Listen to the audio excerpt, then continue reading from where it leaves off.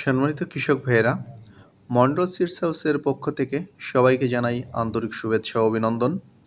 আপনারা দেখছেন আমরা নিয়ে এসেছি একটা বীজ, বিটরুটের বীজ, যেটা ইতিমধ্যে ব্যাপক চাহিদা।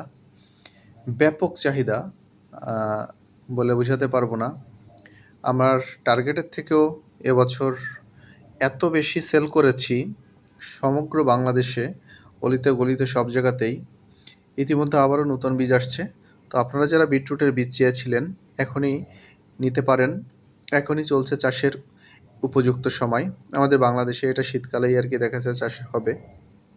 এছাড়া বছরে অন্যান্য সময় এটা চাষ করা আদৌ আমাদের বাংলাদেশে সম্ভব না। তো এটা শীতকালীন একটি সবজি, মহা উপকারী শরীরের জন্য।